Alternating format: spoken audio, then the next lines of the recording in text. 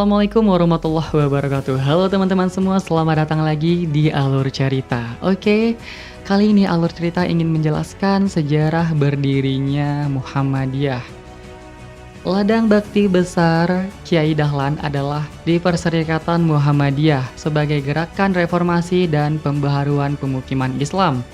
Muhammadiyah sejak awal bertujuan untuk memajukan pengetahuan dan memurnikan praktik beragam kaum muslim di Indonesia.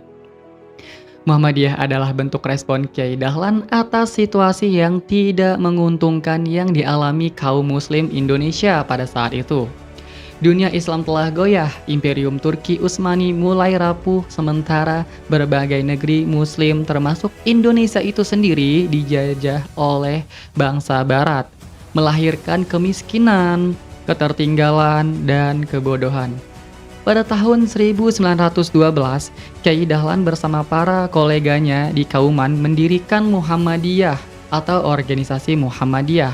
Nama organisasi ini mengandung usaha untuk mengikuti keteladanan Nabi terakhir, yaitu Nabi Muhammad SAW. Dalam anggaran dasar Muhammadiyah, di awal berdirinya itu dijelaskan bahwa sasaran yang hendak dicapai Muhammadiyah ialah menyebarkan pengajaran agama Nabi terakhir, yaitu Nabi Muhammad SAW, kepada penduduk Bumi Putra khususnya di Yogyakarta, serta memajukan pengetahuan agama anggotanya. Dari sebuah lembaga induk ini, lahirlah lembaga lainnya yang menjadi tempat penyaluran aspirasi para anggotanya, antara lain Aisyah pada tahun 1919 dan 4 Finder Muhammadiyah yang kemudian menjadi 10 Watman pada tahun 1921. Kiai Ahmad Dahlan tutup usia pada tahun 1923. Pada usianya yang 54 tahun, ia dimakamkan di Kampung Karangkajian, Yogyakarta. Meninggalnya Kiai Dahlan bukanlah akhir dari organisasi yang ia dirikan. Walau telah lama wafat, legasi Kiai Ahmad Dahlan masih terus hidup, bahkan kian maju. Angka-angka berjumlah besar dengan jangkauan geografis yang luas kini lekat dengan intuisi pendidikan dan sosial yang dikelola oleh Muhammadiyah itu sendiri. Mulai dari TK, SD, SMP, SMA, pondok pesantren, universitas, hingga klinik dan rumah sakit.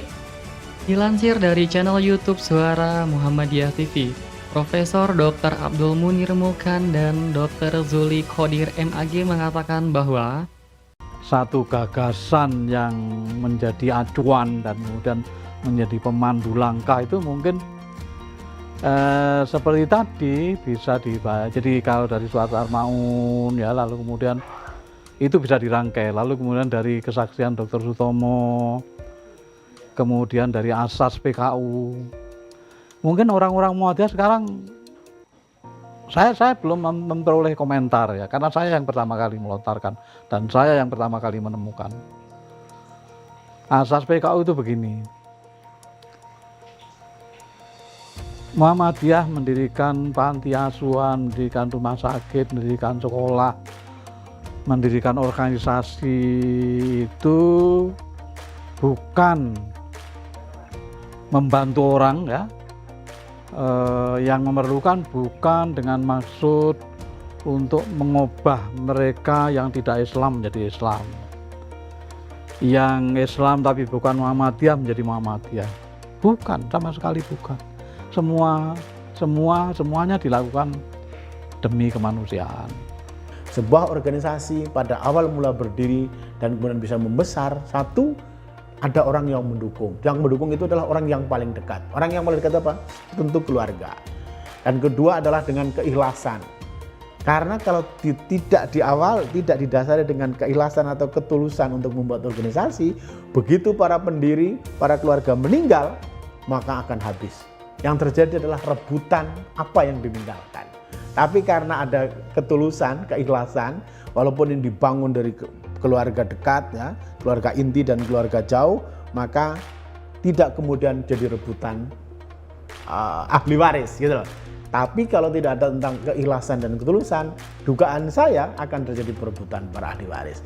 Inilah warisan Ahmad Dahlan, bahwa membuat organisasi, membuat gerakan harus ikhlas, sekalipun itu dimulai dengan saudara-saudaranya sendiri atau keluarga sendiri. Gitu. Apa yang diwariskan Ki Ahmad Dahlan, bahwa membuat dulu awalnya membuat sekolah di halamannya sendiri, lalu kemudian di rumahnya sendiri, lalu di masjid, lalu kemudian di halaman keraton, kemudian membuat panti yatim, ya diawali oleh Kiai Suja, lalu kemudian membuat rumah sakit, waktu itu panti klinik. Saat ini sudah sesuai dan bahkan sekarang berkembang luar biasa. Tadi seperti saya katakan, seandainya tidak ada warisan keikhlasan yang diwariskan Kiai Ahmad Dahlan kepada Muhammadiyah, maka amal usaha yang sekarang ada, baik itu rumah sakit, sekolah ataupun panti asuhan dan panti yatim, itu akan menjadi hak milik para keluarga yang disebut ahli waris. Tapi karena diserahkan kepada organisasi, bahwa rumah sakit, sekolah, perguruan tinggi, ataupun panti asuhan, ataupun panti yatim, itu adalah milik organisasi persyarikatan. Karena itu sebetulnya kalau boleh dikatakan, warisan Ahmad Dahlan adalah memperkaya persyarikatan, bukan memperkaya diri sendiri. Itu hebatnya. Kini sudah hampir seabad Kiai Dahlan wafat. Namun, masyarakat dari berbagai lapisan masih terus mengingatnya. Terutama sekali ia diingat sebagai pendiri besar Ikatan Muhammadiyah. Pemerintah Republik Indonesia mengapresiasikan kiprahnya dengan menganugerahkan gelar pahlawan nasional kepada Kiai Ahmad Dahlan. Anak-anak muda yang kreatif bahkan mencoba memahami Kiai Dahlan dengan cara mereka sendiri, termasuk dengan membuat kaos gambar Kiai Ahmad Dahlan ataupun kutipan kata-kata yang inspiratif.